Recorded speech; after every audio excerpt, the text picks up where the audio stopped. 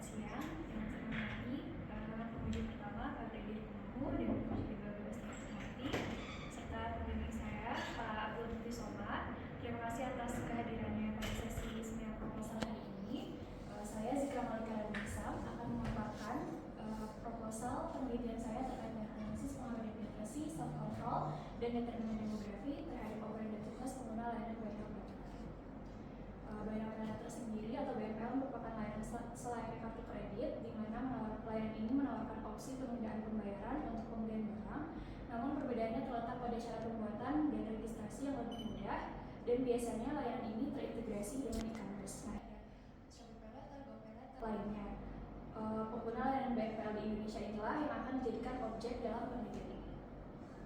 Kemudian berikut merupakan data yang mendukung dan melatar belakangi penelitian ini. Yang pertama yaitu adanya kecenderungan dari pengguna layanan kredit untuk menggunakan layanan BNPL jika dibandingkan dengan layanan lainnya. Di sini bisa terlihat angkanya bahwa penggunaan BNPL ini mencapai 63%-nya jika dibandingkan dengan pinjaman online ataupun kartu kredit yang hanya ada pada angka kisaran 20%.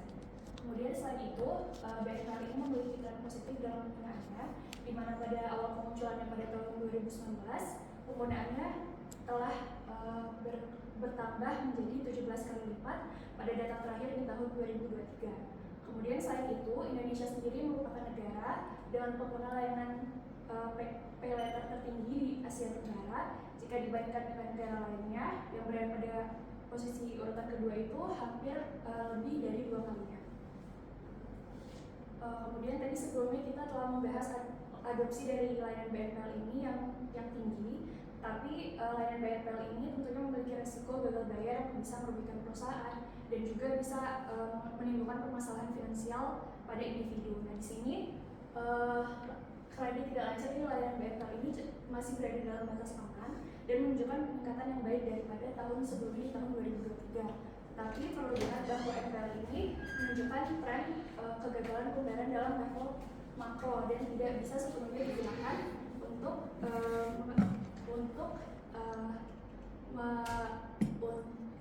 mengindikasikan overindebtedness pada level individu. Nah, di sini salah satu dari penyebab terjadinya gagal bayar yaitu adalah overindebtedness, yaitu kondisi di mana seseorang memiliki banyak hutang dan mengalami kesulitan pembayaran. Nah, overindebtedness ini tidak dapat diukur hanya sekadar dengan menggunakan NPL, karena terdapat fenomena dari lubang tutup lubang, di mana pengguna BNPL ini mungkin melunasi utangnya dengan meminjam dari layanan kredit lainnya.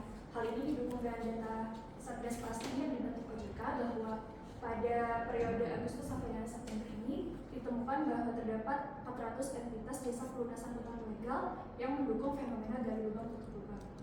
Nah, kemudian maka dari itu nilai NPL yang tercantum di sini tidak menunjukkan indikator pada level individu.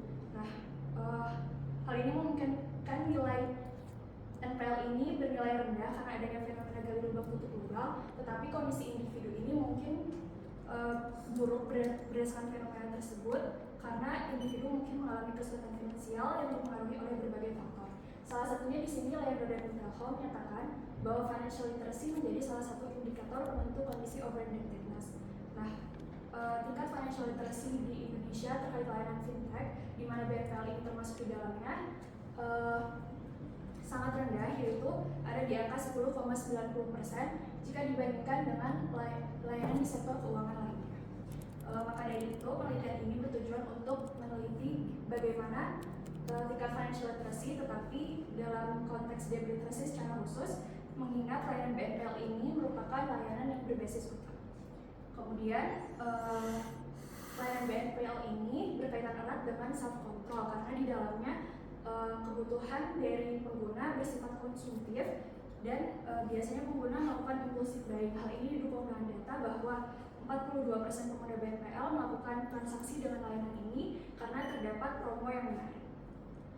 Maka dari itu dirumuskan pertanyaan dan tujuan penelitian sebagai berikut, yaitu untuk mengetahui pengaruh debt literacy, self control, dan determinan demografi baik secara parsial maupun simultan terhadap overindebtedness pengguna layanan BNPL. Dengan kerangka penelitian yang terbentuk sebagai berikut berdasarkan penelitian terdahulu dan terbentuk menjadi 7 di mana hipotesis pertama yaitu terkait terdapat pengaruh negatif signifikan antara depth literacy terhadap overindebtedness pengguna layanan pembayaran per meter. Lalu yang kedua terdapat pengaruh negatif signifikan antara self control terhadap overindebtedness. Lalu yang ketiga terdapat pengaruh positif signifikan antara usia terhadap overindebtedness. Lalu yang keempat terdapat pengaruh signifikan antara jenis kelamin terhadap overindebtedness. Lalu yang kelima terdapat pengaruh negatif signifikan antara pendidikan terhadap overindebtedness. Lalu yang keenam terdapat pengaruh negatif signifikan antara pendapatan terhadap overindebtedness. Lalu hipotesis yang terakhir terkait dengan pengaruh simultan dari keseluruhan variabel independen terhadap overindebtedness pengguna layanan bayar. Kemudian penelitian ini menggunakan pendekatan kuantitatif dan unit